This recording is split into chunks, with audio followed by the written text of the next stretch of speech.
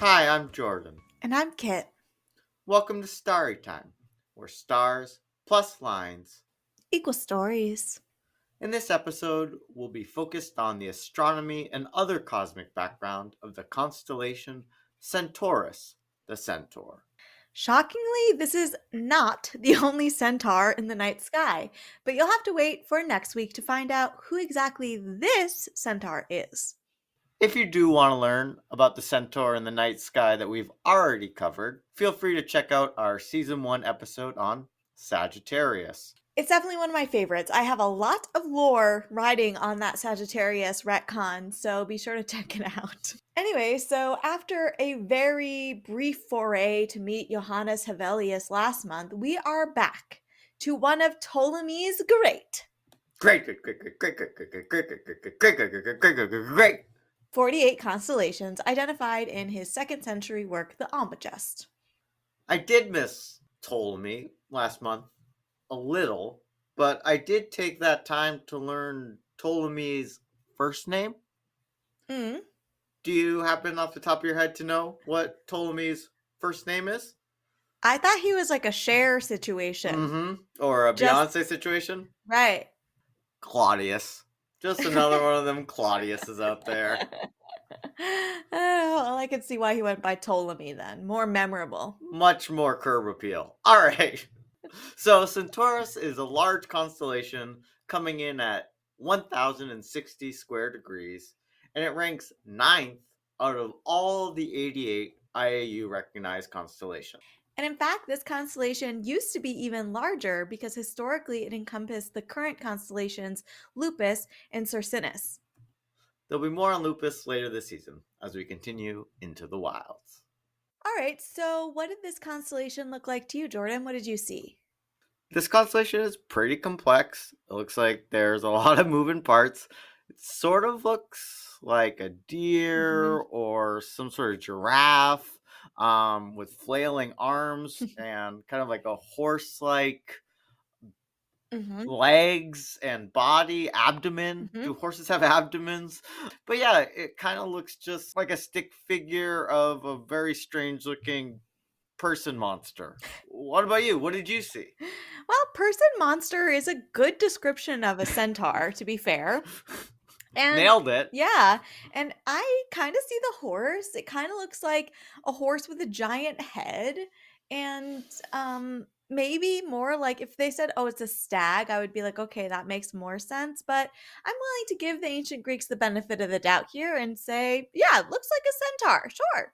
If either of these descriptions weren't super helpful, let's get a bit more precise and technical. So this constellation has a right ascension around 13 hours and a declination of -50 degrees. It's a southern hemisphere constellation, but it's still visible to people around 25 degrees north latitude. So around Florida and some parts of Texas in the United States, but you might not be able to see the entire constellation. Yeah, I'm actually not sure if I've ever seen this constellation myself, but we are definitely missing out because there are some pretty notable stars in this constellation. All right, Kit. The brightest star in this constellation is kind of famous. So I can say with absolute pride that our good friend Johann Bayer is back. He's back, baby. And this is one of his crowning achievements, as he correctly designated this star as the one, the only, Alpha Centauri. Oh, Bayer, we're so proud. Good job, Bayer. It's good to get that W.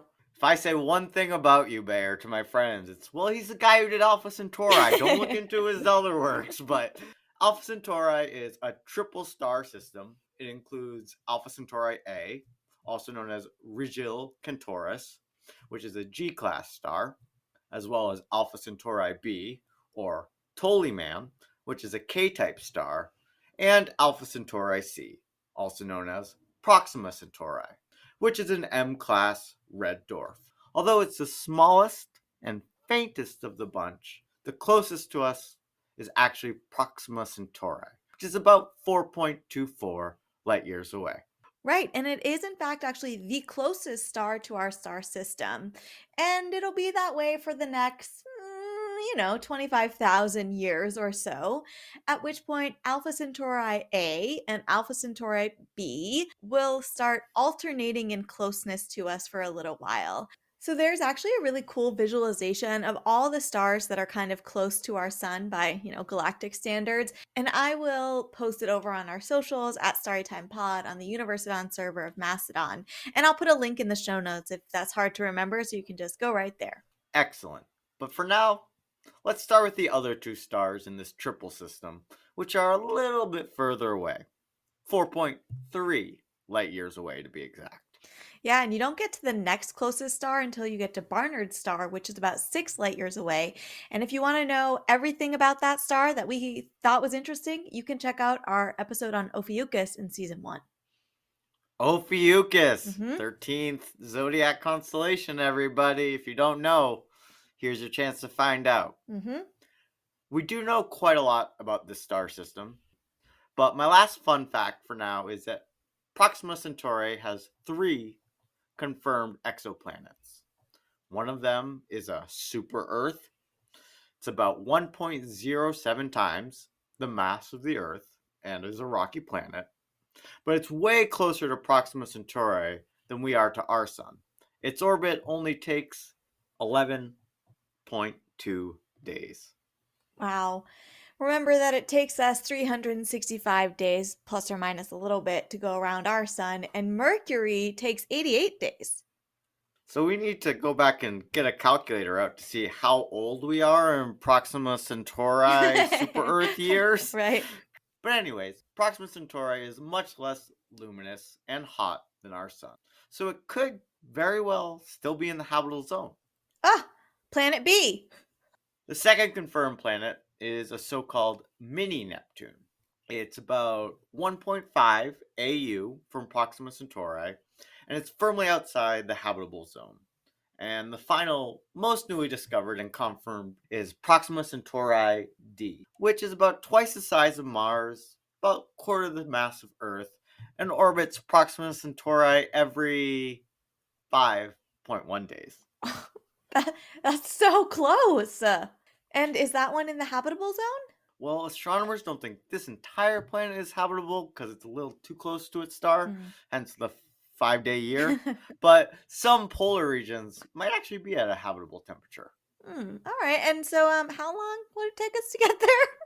It depends on how fast we could actually go. A 2018 article from the MIT Technology Review estimated that it would take approximately 6,300 years with the technology at that time, which did include the Parker Solar Probe. Yeah, and the Parker Solar Probe is still, I believe, the fastest thing we got. And it has an estimated top speed of 0.064% the speed of light. And this thing is not designed for humans. So everybody, do you get what we're putting down here? This is our closest possible Planet B option. And it's not going to be easy to get there. We're going to need some pretty big scientific breakthroughs in space travel in order to make something like this possible anytime soon. All right, Kit, that's what I have to share on the Alpha Centauri system. And I know we'll post some other stuff on our socials, since there's a lot we weren't able to cover. But let's get into our segment, Bayer's Variable Star, where we move through the Greek alphabet in order, usually, to learn more about the Bayer designated star in the night sky of this constellation. Last episode, we were foiled by English astronomer Francis Bailey, hate that guy, who designated only a single star in the constellation Lynx. Didn't make our job easy. And we also messed up in thinking we'd made it to Delta, which happens. So let's right this ship and talk today about Gamma Centauri. Sound good? Sounds good. So what'd you find out about this one, Kit? So Gamma Centauri has a visible magnitude of positive 2.17, and it's actually a binary star system. The two stars individually are both A-type subgiants that are on average about 37 AU apart, and the whole system is about 130 light years away from us. These stars probably evolved at the same time, which means that they'll probably reach the end of their lives around the same time, and we'll end up with a pair of orbiting white dwarf stars that are really similar because these stars are really similar. So that's kind of cool. And I'm imagining that the planetary nebula that they'll leave behind will end up looking incredible. But other than that, there's not too much more to say about this system, except that it's also pretty close to Tau Centauri, only about 1.7 light years away. All right, so it's a little bit of a mid-variable Hmm. star, but a little something interesting there for sure. Let's take a quick break and then come back for Jordan's gold star selection of the month.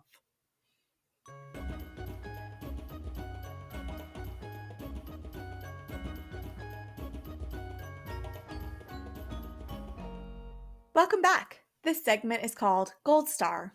In this segment, we alternate picking the star or space object in our constellation of the month that captures our mind, our heart, and our very souls. So, where did you go with this one, Jordan? What'd you pick? Kid, I was torn. Mm. My mind said one thing, my heart said another thing, my soul said another. So first, I just wanted to give a quick shout out to some runners up. The first is NGC 4650A, which is a polar ring lenticular galaxy. Okay, so I know what a lenticular galaxy is, right? It's between an elliptical and a spiral galaxy, but what's the polar ring part? I mean, it sounds pretty cool, right? Mm-hmm. So polar ring galaxies are actually very striking galaxies where it seems to be like there's a ring Mm-hmm. of stars around the central galaxy.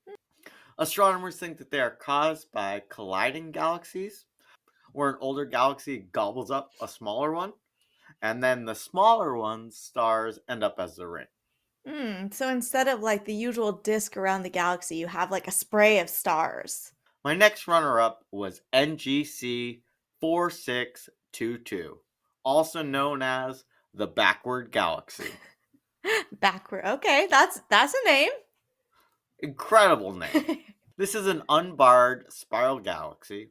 It's not too close to us, 111 million light years away, a little bit further than the Centauri system. But the cool thing about this galaxy is that the inner and outer spiral arms seem to be going in opposite directions, like a pinwheel in reverse. So astronomers aren't sure which way it's actually spinning. Do they know what's causing this? Astronomers think that it's actually the result of a galaxy merger. In this case, a smaller galaxy getting consumed into a larger one. So it's kind of similar to the first runner up, but a different sort of outcome. All right, so these are both pretty interesting. So, where did you end up going for your ultimate gold star winner? I probably chose, after all this, most famous of the options because when in Centaurus. Hey, you got a Centaurus. I get it. So I decided to give my gold star this month to Omega Centauri, which, contrary to its Bayer designation, shocker, Bayer messed this one up too, is actually a globular cluster. Except this globular cluster, Kit, Yeah. it's not like all the other globular clusters. They all say that, you know? I'm sure they do. But this one is thought to be a dwarf galaxy that was disrupted and perhaps even partially eaten by our very own Milky Way. Huh, okay. So, since globular clusters are often more concentrated area wise than dwarf galaxies, they cover a smaller area, but they're often much more tightly clustered and brighter. But I'm guessing this is not the case here. You're absolutely right. And Omega Centauri has an apparent magnitude of 3.7 and is visible to the naked eye. It's only 17,000 light years away and is 4 million solar masses, making it one of the most massive globular clusters orbiting the Milky Way. Big, big glob. Yeah, lines up with the idea that maybe it was originally a larger dwarf galaxy and then part of it got kind of like siphoned off. Interesting. Yeah, it was originally identified by our friend Claudius Claudius. Ptolemy as a star back in the 2nd century Almagest. Unsurprisingly, our good friend Bayer, who gets a lot of credit for Alpha Centauri and nothing else this episode, didn't do any additional research and just called this object, quote, a star. in his 1603 work, Uranometria. It wasn't long after, in 1677, however, that Edmund Halley of Halley's Comet fame described it as, well, a non stellar object. Bear, I was so proud of you, and now, ugh. I mean, he made one note about it, which was that it was a star. And 7 decades later, they're like, well, that one note you made. Other gold star worthy facts that it may have an intermediate mass black hole. Sounds pretty cool.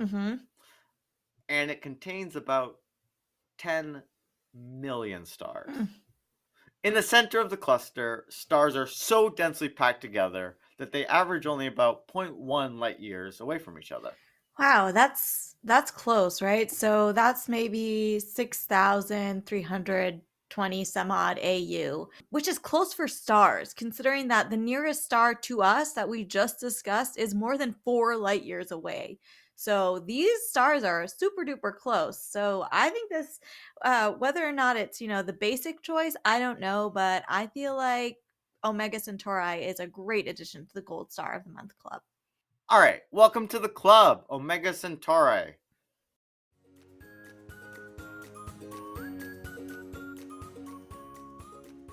This brings us to the end of our exploration of the cosmic background of the constellation Centaurus. Next week, we'll be retelling and reconstellationing the myths of this constellation. This has been Kit And Jordan. Sisters who love stars and stories And we'll see you next time on Starry Time.